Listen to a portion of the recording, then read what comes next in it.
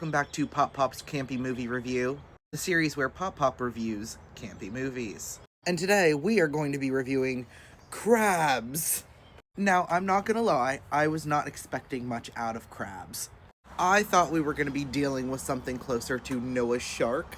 Noah's Shark, by the way, is a movie I have strong feelings about. But I was pleasantly surprised to find out that this was not like Noah's Shark, and was actually, in my opinion, closer to something like Y2K.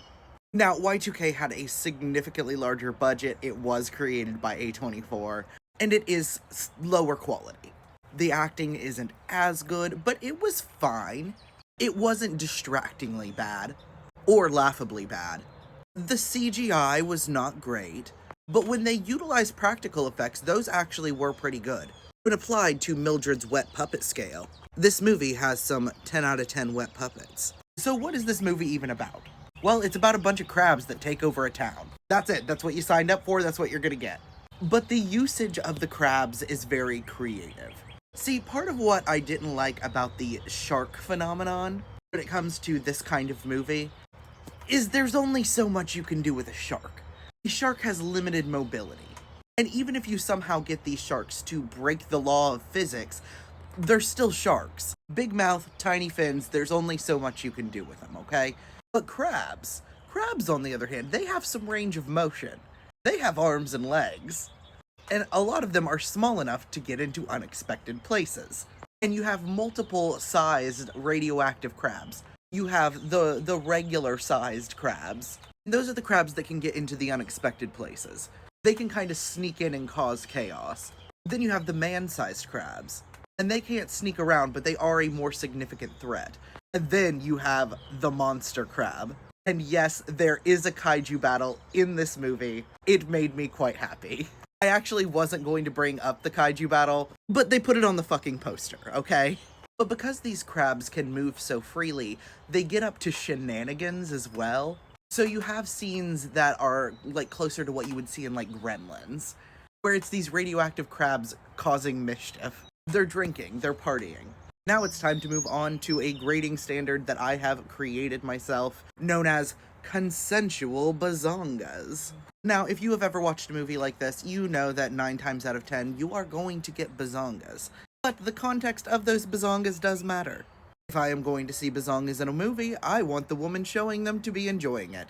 And I created this grading standard because it was the one thing that fucked me up when it came to Reanimator. I loved Reanimator, except for the scene where the bazongas are not consensual. Reanimator is fun, why they did that is beyond me. But I am happy to report that Crabs does indeed have consensual bazongas. It's only one scene, and it is the first one.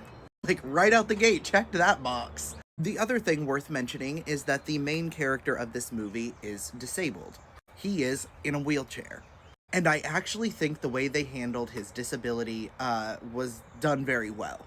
I was a little nervous at first, because one of the first things we see him doing is trying to create sort of like cyborg legs. He is creating some sort of accessibility device for himself. And once he got it right, well, actually, the girl he's with is also a super genius, and she got it right. And he was able to utilize these. I was a little like, oh man, that's such a cop-out. They're gonna have him in these things for the rest of the movie.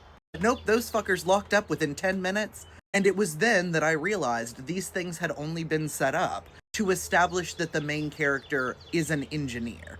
And yeah, of course, a disabled engineer might try to come up with some sort of accessibility device that he's built himself. But it does need to be set up that he's an engineer, because Robot Shark. He has to be able to build Robot Shark. His disability factors into the story, but it's not the central focus. The central focus is, of course, the crabs. So yeah, I thought they handled that pretty well. I would like to hear the thoughts of my disabled friends on this one, though, because y'all may have picked up on something that I didn't. The other thing we probably need to talk about is Radu. And I fucking love Radu. Now, I was a little worried about Radu's character at first because he was very annoying, and it felt like they were doing kind of the annoying foreigner trope. However, it does not appear that Radu is from any actual place that exists on Earth, and he seems to be just sort of vaguely foreign in the way Rolf is. So if you're cool with Rolf, you'll probably like Radu. And I thought, because of watching these movies, I was like, okay, he's gonna be annoying on screen for like 10 minutes, they're gonna kill him off.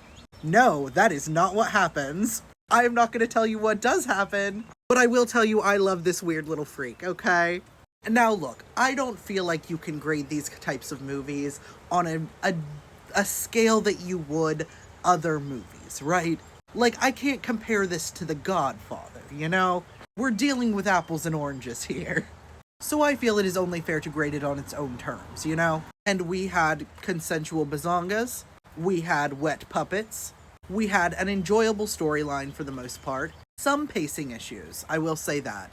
The characters are generally likable, it has a kaiju battle, and the creatures are fun. So I'm gonna go ahead and give this an 8.9. If you like this kind of movie, go get yourself some crabs.